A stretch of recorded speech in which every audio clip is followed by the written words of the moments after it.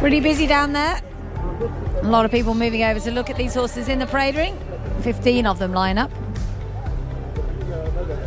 I think it's great having the crowd back as well. It makes such a difference. You know, it just felt a bit strange last year, you know, having everyone back, and you know, there's just a buzz around the place all week with everyone coming in, and you know, the media from around the world. So getting everyone back it's just been, you know, it makes that difference, you know. 𝘿𝙪𝙗𝙖𝙞 Piledriver. A nice international cast of it is. Casper trained over in Saudi, Piledriver in the UK, 𝘿𝙪𝙗𝙖 in the UK. Without a fight in the UK, 𝘿𝙪𝙗𝙖 UK. 𝘿𝙪𝙗𝙖 Turkey, their only runner on the card. He's a massive price, this little horse. He's got a big following. You never know. 𝘿𝙪𝙗𝙖𝙞 𝘎𝙝𝙗𝙗, the 4th Japanese Derby winner to run here in this race as a 4-year-old. None of them have won it. 𝘿𝙪𝙗𝙖𝙞 the Breeders' Cup Turf winner, and 𝘿𝙪𝙗𝙗𝙞 the Japanese Oaks winner. Second longest race of the night, the Dubai Shima Classic. And this is a look at number 1, who is Authority Edgar. This horse has a huge chance. Yeah, of course, he won the Nemo Turf in Saudi Arabia there, beating Piledriver on that occasion. Second in the Japan Cup before that to 𝘎𝙗𝙗. And he's just an improving horse. There's a lot to like about this horse. I was a little bit surprised he was, shall we say, in the betting and the form, the second string, we'll say, of the Japanese, because a little bit more talk about the 12 𝘎𝙗𝙗, but Authority was a big pick for me, and I was very impressed with him in Saudi. Yeah, I was very impressed with him in Saudi as well. He was a bit of a certainty, to be honest, having finished second in the Japan Cup. I wouldn't totally rule out the second either. Casper was pretty effective over 1.5 miles in Germany, that horse. Albeit on a lot softer ground than here. That's Dubai Future. He's probably up against it. The Sobinstraw has won this race twice with Stowaway and Suleimani. For the top, kind of just in it because they wanted to run. He is a Grade 1 winner, Richie, but he's never won on turf. No, and he sort of bounced back at the beginning of it. I think it was just before Christmas. We had that. Yeah, he won the Entisar. Bounced back, hold-up tactics as well on that occasion. They had been making the running with him. That was on dirt as well, because he had been running on the turf. So yeah, he's obviously going to have to up his game here. I think there's 4 or 5 horses. Ghruivar's well capable of winning this, though. I think Christophe Soumillon, he won this race back in 2015 on 𝘿𝙪𝙗𝙗𝙗. This horse has won 2 Hong Kong Vases. He's a dual Group 1 winner in Japan. 1.5 miles is his trip. Edgar, he has a huge shout. Yeah, as you say, a dual Hong Kong Vase winner, and previously second to Love's Only You in the QE2 in Hong Kong. He's 7 now and maybe getting a little bit older, but 123, he is the highest rated horse in the race, and I like him. I think he's a good, solid international performer. I think he's got a good chance. Yeah, I think he's got a huge chance. I think all the Japanese horses in this have a huge chance. This is 𝘿𝙪𝙗𝙖𝙞. He won the City of Gold last time. Hawkbill won both races a few years ago. He was probably a bit better than the bare result. He only got home by a head from Without a Fight, but he went quite wide, and Owen would have left a bit to work on. But all the same, he's going to have to improve a lot to win this, I think, Richie. Yeah, I think he's. You'll be looking at him if he runs and he's improved from the City of Gold. I think he has place chances at best. He's obviously got to improve a bit. I think Owen would have left plenty to play with going forward from the City of Gold, but like you say, I think he's got to raise his game 7 or 8 pounds to be challenging for this. Piledriver was stuck very wide in Saudi. He's a Coronation Cup winner in the UK. This is a very good horse, Edgar, who always seems to go under the radar. He's got the ability. Yeah, it goes on the radar with everybody, bar his trainer, Willie Muir, who sings him from the rooftops. Every time I bump into Willie, he no matter what I go to talk about, he brings him up. He's very bullish about him again this week. As you say, second in Hong Kong the last time. He said completely dismissed that Saudi run. He didn't handle it, and he said, Ryan Moore even said, told him not to go in the first place. But look, they've dismissed it. A Coronation Cup winner, probably didn't stay in the ledger, to be fair to him. It was the only bad run, but look, very positive vibes about him. Big loss for Mark Dwyer, Richie, not to be here today. Give him a little accident on the gallops during the week. Yeah, horrible, and it's a shame. You know, Martin's been an integral part of this horse's career from day one, and they rightfully got their Coronation Cup win. Things obviously, didn't go right in the ledger. Then obviously didn't go right again in Saudi last time. But he's drawn 1 as well. I just think Frankie will park him up boxy. He's after dead heat in the last race, so he'll be full of confidence as well. I agree with you. He was only just behind 𝘿𝙪𝙗𝙖𝙞 in Hong Kong in the Vase. So, you know, if we're talking about 𝘿𝙪𝙗𝙗𝙗 being fancied, you have to fancy this horse. And I think, like you say, he is going under the radar, but not from connections. I think they're very bullish. No, and like I say, our really best wishes with Martin, who'll be watching it at home, I think, with his leg up. He's not in a great way. I spoke to Claire, his wife, the other day, and yeah, she said it was a nasty fall on the gallops. And like I say, Martin's been out here for many years, and he's ridden big winners on the international scene. And like I say, this will hurt, you know. Wasn't it brave of him though to make that decision early? You know, I know he's had a fall, and you probably, as an athlete like you'd know when you're injured. But nevertheless, not to delay with anybody, not to keep anybody waiting, just to make that call. Yeah, he rang Frankie himself by all accounts. He just made the decision. I'm not getting there for the horse. Oh, well, great call as a rider. Great call, a brave call, but I think the injury was a lot worse than was probably first. Okay. And I think Martin knew that, and hence why, you know, he didn't want to mess any connections round. You know, Williams, his father-in-law, he'd have known, and obviously the connections. Yeah, no, of course, and you know, the last thing you want to do is be hanging people on to the last minute. But I think Martin knew after the fall that it was, you know, it was quite bad. 1 second, chaps. We can hear from Mikey in the parade ring. We got Ed Crisford here. Without a Fight is coming into the race as a bit of an outsider, but we've seen some surprises tonight, especially on the grass. Do you think he's up to the challenge today? Yeah, he obviously on a Super Race Super Saturday. You know, just being beat by Hookham that day, and ran a really great race. Obviously today is a really, really high quality field with some fantastic mile-and-a-half horses, and so it should be for the Chima Classic. But you know, he's got a good draw. He's in great form. He's training fantastic into this race. And, you know, I think we'll be doing all our best work at the finish, and I'm sure he'll run a big race. He's shown a bit of tactical speed. He can be a little closer. Do you think with the lack of pace it looks like in there, does it play to him a little bit more? Yeah, I think for sure. I think he's got a good draw, and I think Andrea will use that. And hopefully he can go forward and you know, set his own fractions, and we'll see where we are. But no, look, he's in great form. It's a very, very good field, and we just hope for a good run. I wish the best. Thank you. Thank you. Thank you. Just looking at the big screen, 𝘿𝙪𝙗𝙗𝙗, Tom Marquander's got off him. I'm not sure why, whether it's a shoe or something like that. He's looking on the ground, so I'm just wondering whether the horse has just slipped a shoe or something. We can't pick it up on our camera. We're looking at something completely different. But yeah, Tom off 𝘿𝙪𝙗𝙗𝙗 at the moment. There's a look at Authority, obviously one of the leading contenders for this race, following that dominant victory in Saudi last time out.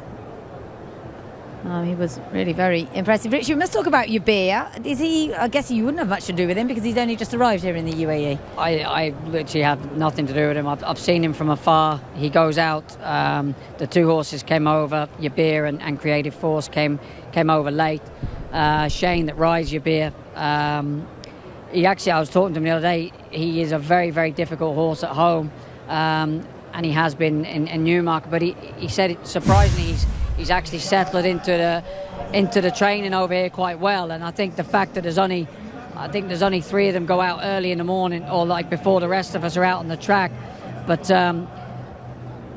it's just, I just think the American tracks suit him so much better, those tight tracks. So I was talking to Jamie Spencer earlier. He said he had to get an outrider to pull him up after he rode him in Belmont. He said you literally drop him in behind, he won't pick the bridle up. But if you can get led into a false sense of security with him. If you put him in the race, he just turns it on very quickly.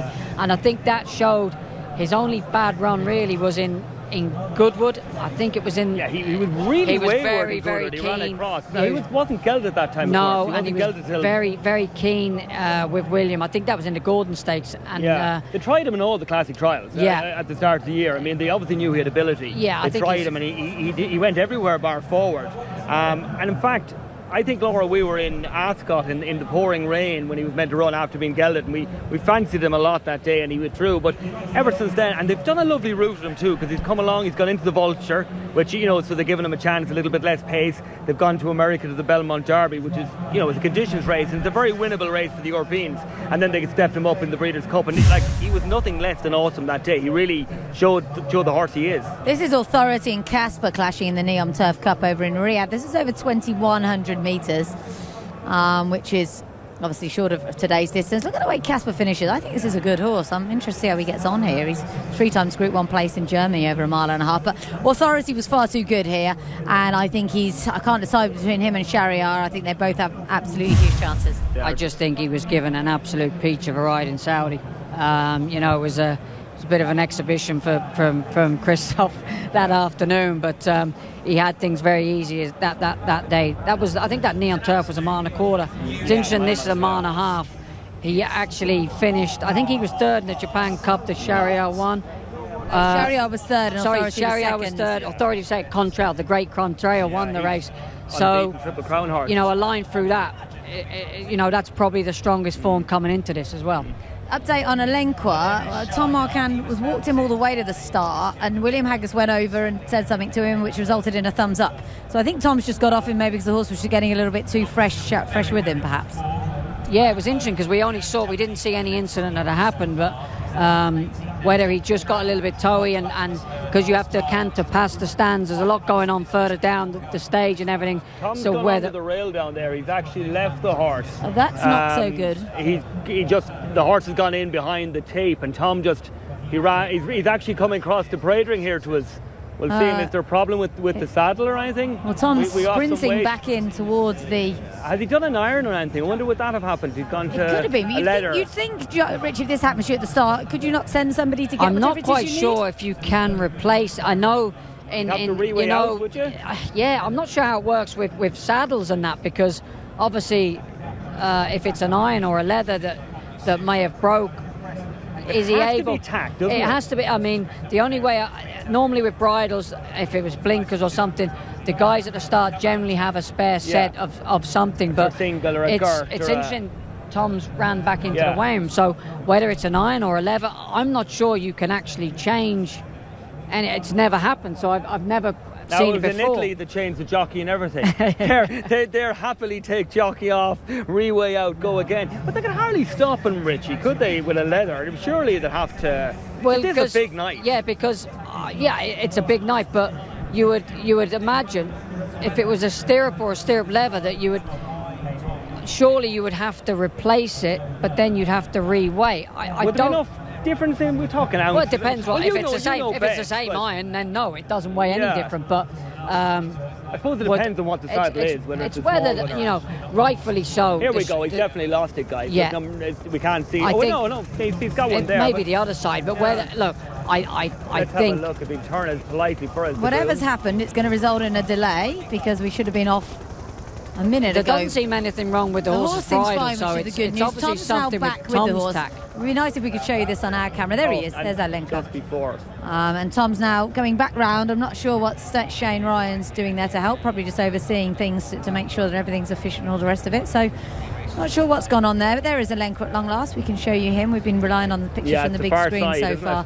Far side stirrup iron is what we think has happened. Well, they're definitely doing adjustments on that side, aren't they? So Tom had to run all the way back to get it himself. Seems a bit bizarre, but I suppose that's the best way. Maybe he gets his own. Maybe it's way of. And also to ensure no one's tampering with it. Something like that. That's a good point. Well, I think it's fair that the stewards have actually, because some stewards would, and some authorities might not be allowed to adjust or change any tack. So the fact that they've allowed the horse to run is a good move. It's like a girth almost or something. No, I think they actually had to loosen it. It'd be so tight on him that you wouldn't be able to slip in the leather against the skin. So they've had to loosen the tack to slide it in. I mean, they might as well take it off him there completely. But I think if it was a girth, the starters normally have a spare girth or a surcingle anyway. So. Hopefully no harm done. The horse is all right and actually behaving very nicely. He is, and it hasn't affected him at all. Maybe it's even got a little bit of weight off his back. Probably a lot better than losing a shoe, something like that. When obviously you've got to have the horse stand with his foot up to have it replaced. So hopefully all right regarding 𝘿𝙪𝙗, because he does have a leading chance in this. He's a horse who's really very much, I think, regarded as a future Group 1 winner. It's just interesting how it affects other horses when there's a delay like this.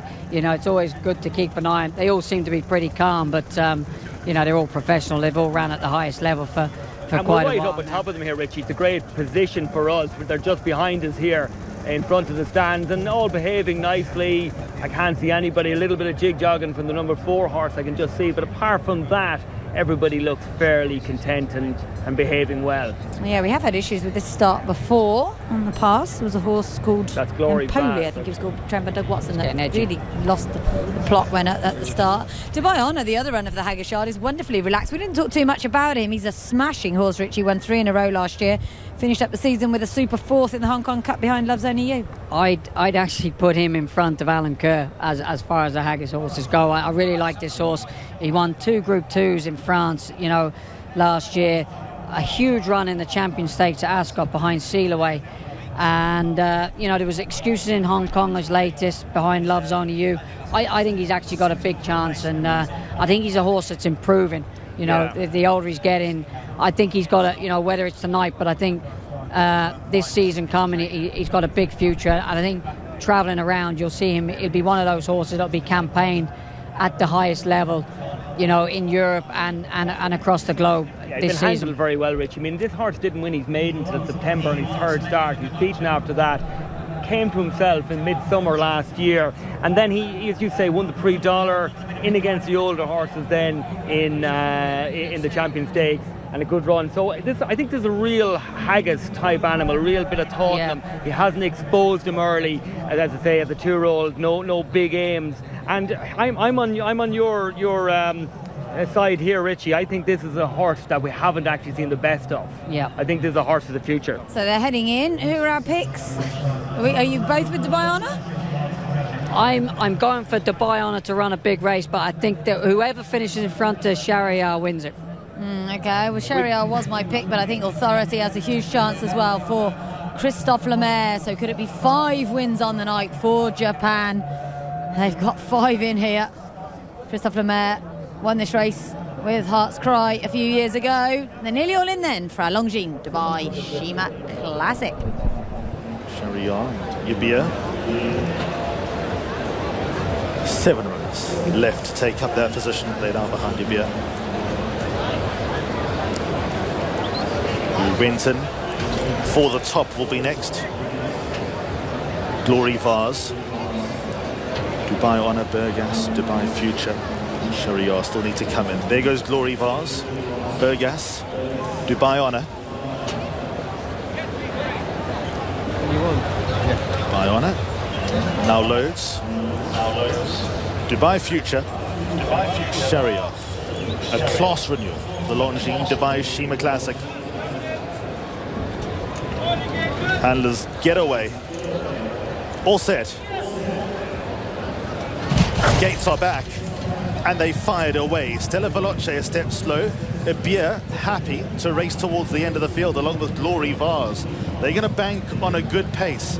Piledriver one of the first to break, but being restrained. 𝘿𝙪𝙗𝙗 gets forward. Then Authority in the light blue cap going around, and Authority picks up the lead out of the straight. 𝘿𝙪𝙗𝙗 races in second. Then comes Alan Kerr, the light blue colours in third. One off the rail for the top, takes a tug at the outside. Hukum's in the white and blue colours with Piledriver for company. Burgas a lot closer, but is 3 deep at the outside. Then a length away to Dubai Honor, now being joined by Glory Vase against the inside rail. After them, Dubai Future off the course, blue jacket and white cap, half a length away to Dubai Honor. Then comes Without a Fight. There's no real pace on. 𝘿𝙪𝙗𝙗𝙗 3/4 of the way back, half a length away to 𝘿𝙪𝙗𝙗𝙗. Then comes Casper, who's won from last, and 𝘿𝙪𝙗𝙗's got the entire field to get past. Now they're on the back straight. Pace is a little bit more genuine, but certainly not record-breaking. It's Authority in the lead by just over 1 length. 𝘿𝙪𝙗𝙗 races at the rail, and the leader's back in second. Then comes For the Top, who just tugged out of the straight and now races in third. Alan Kerr, lighter blue colours, is in fourth with Piledriver a length behind, the white sleeves and the red cap, and in a good rhythm. Burgas is in the open. Then comes Hukum, midfield, white and blue colours, kept company by Dubai Future, who continues to travel at the outside. Glory Vase, light blue colours, and the red cap also midfield. They all in a bunch. Dubai Honor just tries to get a little bit closer. 𝘿𝙪𝙗𝙗𝙗's got nowhere to go. Then comes 𝘿𝙪𝙗𝙗𝙗, Without a Fight, the first to come off the bridle. 𝘿𝙪𝙗𝙗's not at the back of the field, but will make a move at the outside of runners, and that leaves Casper at the end of the field. 700 metres out. Authority guides them along. He's led most of the way. He's in front by 1 length, and every time you look, the pace is even better. For the Top is second, 𝘿𝙪𝙗𝙗𝙗 third. Then comes Burgas into the home straight in the open. In striking distance, but covered ground. Further back then to Alan Kerr. Pile Driver makes a run towards the inside. So too does Glory Vase. Dubai Future, 𝘿𝙪𝙗𝙗 towards the outside. Authority in front. Now being asked the question as 𝘿𝙪𝙗𝙗 goes on the attack. Pile Driver, but tight for room. Glory Vase. Then comes Alan Kerr, and 𝘿𝙪𝙗𝙗 is taking off towards the outside, but running out of real estate. 𝘿𝙪𝙗𝙗 the leader. Authority now being passed. 𝘿𝙪𝙗𝙗 on the drive to the line will seal for 𝘿𝙪𝙗𝙗. 𝘿𝙪𝙗𝙗 wins Japan again. Incredible. 𝘿𝙪𝙗𝙗 second, then came Authority, Pile Driver, 𝘿𝙪𝙗𝙗. 𝘿𝙪𝙗𝙗 was next, Alan Kerr, Glory Vase, 𝘿𝙪𝙗𝙗𝙗, Dubai Honor without a fight. They're ahead of Dubai Future, Casper, Burgas, and for the top. It's a fantastic 5 for Japan and another great finish. It's gone to 𝘿𝙪𝙗𝙗, just holding off 𝘿𝙪𝙗𝙗, who's flown home under William Buick. But 𝘿𝙪𝙗𝙗 has done it. Third win in the UAE for Christian 𝘿𝙪𝙗𝙗. A first here at Maidan. What a night for Japan. They're unstoppable, Richie, although Charlie Appleby tried hard there. Yeah, I mean, it was a very, very messy race. They went very slow. Christoph went to the front on Authority, and he just stacked them around. You were loving that, Richie. Well, 𝘿𝙪𝙗𝙗𝙗 was just, yeah, but I just loved where 𝘿𝙪𝙗𝙗 was. He was right behind him, so he was well aware to, you know, Christian was well aware when Christoph let the handbrake off, he was going to try and pinch 2 or 3 lengths. I was just happy where he was. You know, there was a lot of horses in behind him, but very, very free.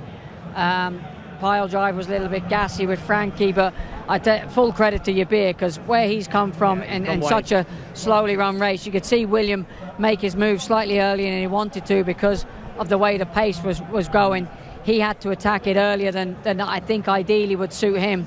I think a stronger run race, I think we'd have seen a different result. Yeah, it did level off, but you hear, I didn't even see him till the crowd roared. No. I was watching the first 2. I said, oh, he's good, quirky tonight again. Next minute into my left ear, whoosh. Yeah. The crowd has spotted him down at the furlong pole, and he's come down.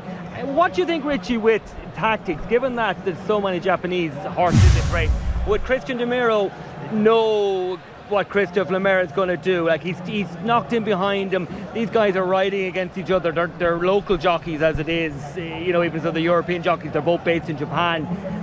Would that be a big effect on how tactics are played out? Well, the fact of watching, you know, they know each other. Well, as a jockey, you know, you're going through your dangers in the race. So ideally, one of your biggest dangers is Authority. You know he's going to make the running. So that's your pace angle. So, you know, you're always wanting in a race to look which horses you want to follow. 𝘿𝙪𝙗𝙗 is a danger, but you know he's going to be dropped out last, so you're not going to be following him. So Christian had a good break, good clean break, was able to get right in behind Authority, you know, so everyone else is then watching those two, and then Christian's thinking to himself, we are hacking around here. I'm in the right spot, because when Christoph lets the taps on, he's going to get away from us, and then the horses are behind all of a sudden are having to make up 6 lengths. They're going to have to make up 9 lengths because Christoph's going to get that turn of foot. He's going to get away. And of course, he's on his shoulder just to pull out. It's a great angle here, actually, we have, and he's in the right place. It's like almost like a little bit of work for him. Frankie, teeth grinding down the back.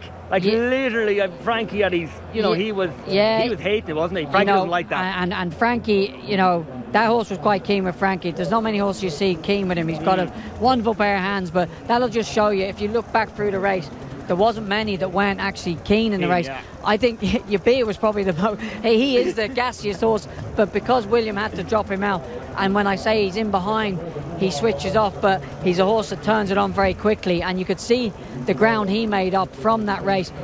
And that was just, William was, you know, it wasn't ideal for him, but he couldn't ride the race any different, because if he put that horse in the race, all of a sudden he does too much and he doesn't get home. So he's had to ride the race accordingly, and he's probably thinking to himself, them on the front end, I'm going to have to make a lot of ground up. So I think full credit goes to 𝘿𝙪𝙗𝙗. He's only been come down a neck. I think this is a horse that's starting to hit really good rich trainer form, and he'll be contesting all the big races. I think even from 1.25 miles to 1.5 miles, I think Charlie Appleby's just got so much ammunition at that middle distance range. It's going to be a fantastic summer, isn't it? He's got Hurricane Lane and Adiyar, and he's already said that 𝘿𝙪𝙗𝙗 will be the one that they, because he's an gelding, he'll be the one that they send on his travel. So yeah, and he's got Manobo as well. I think they just got so much ammunition, and I think I think Williams' headache will be with Charlie. Where we're going to split these up. Yeah, and where he's going to go, because they're going to be travelling, whether he'll have to stay at home. Big run from the 15, the mare. She hasn't won a race since May, since she won the Japanese Oaks. Big run for her. So even the Japanese outsiders are having a fantastic night tonight. And pile driver in fourth, fantastic result for the team there. Yeah. Proved that Saudi run was not yeah, and like I say, I met Willie Muir the other day, and he was adamant the horse was in better form he's ever been in. Like I say, he had the gate one.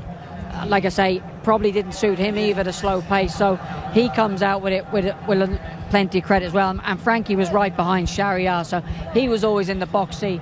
It was always going to be a struggle for anything that was further back than mid-pack to make up ground. And that's why I think, 𝘿𝙪𝙗𝙗 comes out of the race with a lot of credit. Actually, another horse that, given that he had so much room to make up and that I thought ran a better race than I expected, was 𝘿𝙪𝙗𝙗. He actually ran really well at the dead. He's just got to 𝘿𝙪𝙗𝙗𝙗's nose, and he's not in the sixth there on the screen, but I thought he's ran a real big race. Yeah, I think that, it's a race that we could analyse over and over again, and there's probably, there's a case for 7 or 8 horses that will think, if there was a stronger gallop, that could have run well. But it's one of those races when, it's the old adage saying, when there's a slow pace, you've got to be on the front end of things, and unfortunately, a lot of the lads were just, they were kind of victims to the skill of Mr. Lemaire. No, they were just victims to the way their horses are ridden and the way the race panned out.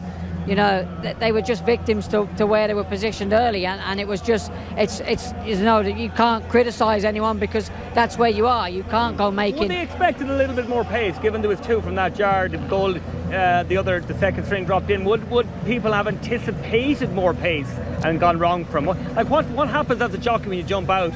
You're in a Grade 1 race like this. It's so hard. Like, do you really sit and suffer? You have to sit and suffer. Like I say, a lot of hold-up horses, you have to kind of sit and suffer. And like you say, Williams made his move earlier than he'd have liked. The likes of Dubai on it. James he's a hold-up horse. He's had to sit in, and you are a victim to what's happening around you. So there was nowhere he could go. He was bang in the middle of the pack there, and you're then just trying to pick your way through it and hoping that it pans out. But like I say, when there's a slowly run race, you're so condensed turning in, and when the taps are turned on, the fronts get away, and you're all on top of each other. So when there's a genuinely good gallop, everything is strung out. So the gaps come a lot more easier. Like I say, there's 7 or 8 horses that will probably, lads will be kicking themselves in there thinking, if there was a strong, but they couldn't go.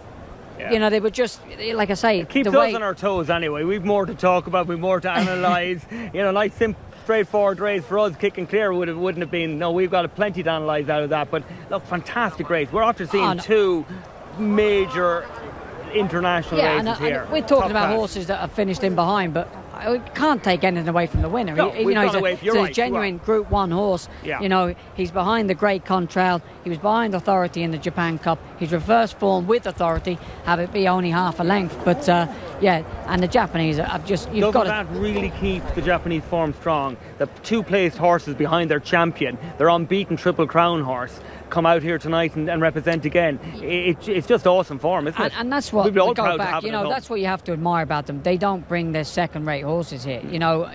Apart from the Americans in the big race, they bring their top draw horses. But in the substitute races, they're generally they're second and third division horses. In the sprint, in the mile, they're never generally top class. But the Japanese never shy away from bringing their top draw horses out here, and they're being rewarded. That's probably good. And they're being, the frightening thing is how many they're going to bring next year. Because I think they bought 22 this year. They'll probably double that next year. Well, we can hear from our winning jockey, Christian Demuro, has followed what his big brother Mirko did and had a winner on this card. He'll be with Mikey very shortly. All right, Christian Demuro. We'll walk with you. When we talked earlier, you seemed quietly confident about this one, and he proved it for you. Yeah, I have a really good race behind the leader. The horse he beat already in Japan. Yeah. I follow him, and when I come out, he make a good turn of foot. When he take a lead, he stop a little bit, but then he come back again. And the last couple of years have been huge for your career, obviously with the ARC. But the ARC, you weren't able to be out with a big crowd. What's it like to win a big race like this in front of a crowd? For one jockey, it's what we dream to win every time. the arc was one dream. I win now. I show you in every war I can win good race. So today I win again. For me, it's amazing for my career and for everything. Well, congratulations. We'll get a quick autograph from you if you can. Yeah. Wait. Don't you want an agent? Great scenes, big congratulations to Christian 𝘿𝙪𝙗 and to our winning trainer 𝘿𝙪𝙗𝙖𝙞 𝙭, his third runner in Dubai, his first winner, and this is quite an appropriate horse really, 𝘿𝙪𝙗, because his sire is a great deep impact. His dam was called Dubai Majesty, and one of her other foals was a horse called 𝘿𝙪𝙗𝙗, who is a Group 1 winner as well, so she's a very good producer of talented horses. And we look at how it was won again, and yeah, as you say, it was messy. It wasn't panning out that well for anyone, least of all William Buick. No, and like I say, William, you can't ride that horse. I mean, I don't know him, but from what I gather and speaking to the people that know the horse better, you can't ride him any differently. And like I say, Jamie Spence was telling me when he rode him in Belmont, you know, you sit last on him, he doesn't pick the bridle up, he's nice and relaxed, but when you switch him on, he turns it on, and he had to get an outrider to pull him up after the race in Belmont. So it's remarkable, actually, Richie, when you look at that. We have a lovely drone shot of it. He hasn't just tucked him in off a slow pace, he's dropped him out. He's left 3 lengths off the heels of the last horse. That's brave. I think as well, he's probably a horse that isn't sharp because they've been dropping him out now and getting him switch off, so you kind of let him just fall out the gates. I don't think he's a horse you could then go give him a squeeze. If he got up on the heels, and then he might just all of a sudden, all of a sudden. So you know, like I say, he was probably the most relaxed out of all the horses. That's what I thought. If you look at him, letting him bowl. But I think he's a top class horse and going forward. But like I say, you know, we're talking about everything in behind. But like I say, you know, the winner is a top class horse. You know, full credit to Authority, who's come from Saudi and able to back up another good performance. Willie Muir's been, you know. Yeah, he'll be thrilled with that, won't he? He'll reap the rewards with 𝘿𝙪𝙗𝙗, obviously from that disappointment in Saudi. So, you know, he's got another great horse going forward, and he'll probably target the Coronation Cup again this year. Yeah, why not? I mean, that's the target for him. I mean, and he's sure to win again. I mean, he's a top program, horse. isn't it? The Coronation Cup, King George. You can look at it like that, and then maybe think about targets abroad. But Christian 𝘿𝙪𝙗𝙗, as I mentioned, he had a little spell here riding locally. That means an awful lot to him. Young man who's recently made all those connections over in Japan and been riding brilliantly. And this is a very special horse. He's only 4 from 7 in his career. He's been very lightly raced. Good training performance, as I said, by the 𝘿𝙪𝙗𝙗 team. First run since that Japan Cup in November, and that was his first run since September. So he's obviously a horse who goes very, very well fresh. And not too many disappointments. I feel like the form horses have come to the top here, really. I think the only horse that may have been a small bit disappointed, maybe experience has come out with, is Dubai Honor. He's probably the only one that didn't really click. As I said, even Huckham, we talk about a few coming through and the mares ran well there. He's probably the only one, and just at that angle we saw him, he's never really got going. He's sort of 3/4 way back there. He's just in behind 𝘿𝙪𝙗𝙗. He had every chance. I don't think anybody Pacific had trouble in running. Even so, they've gone slow. It appeared to open up. I didn't see anybody. As you see, they fanned out quite well. So I think everybody's had their chance, and we can just see him there. And he's sort of up and down the one spot today, Richie, isn't he? He's a little bit disappointing. Yeah, I think he's one that would generally appreciate more of a stronger gallop, but I think he's one as well. This race, obviously, look, they've come here. They haven't come here as a prep race, but it will be another stepping stone. And I do believe he's a Group 1 horse in the making. Where that Group 1 will be, but there's I think a little disappointing for William Haggis tonight with some of his runners. Alan Kerr is just there, and he's probably had a mixed night, I'd say. He's not been. Yeah, he's another one that's come. He came here with a team that were in good shape. Obviously, Alan Kerr won the Winter Derby, and obviously that form was franked in the last race, so he'd be slightly disappointed. Alan Kerr, you could argue, is he better with a bit more ease in the ground? Yeah. I'm not quite sure. Of course, we're different races. I mean, this standard of this race was, far superior to the turf, and that's no disrespect to it, but this was depth. Yes, I mean, this was the strongest race on the night by far. I think. Because later on we've an American race really coming up next. Yeah, I mean, there was 8 or 10 genuinely good horses. Yeah. You could argue, you could make a case for all of them. So, like I say, I think going forward, there'll be a lot of winners come out of the race. Yeah, that's what's most I important. think so as well. It looks strong. It's often one of the strongest turf races in the world when they do the end of season rankings. Authority, who absolutely turned for home bundles of running, was really hard to peg back by Chariot. And I think we've got a very good horse has won this, a horse that will go on and you'd imagine target the Japan Cup at the end of the year, unless they look to targeting the Arc, of course. Yeah, I mean, that's one race that the Japanese, I mean, they've been dominant everywhere they've gone, but the one race they really want to win is the Arc. Yeah. And the interesting thing with that, I'm just looking at that still frame we saw there. I think there's probably only 7 or 8 lengths separates the whole field, so that will tell you exactly how fast they went, because they weren't spread out at all. They were on top of each other. It was a bit like watching racing from Hong Kong. The handicapper's got it literally spot on. Spot on, yeah. But I think that will just show you, because generally this race, there's probably 20 lengths separates first from last, but I think there's probably only 8 lengths separates first from last.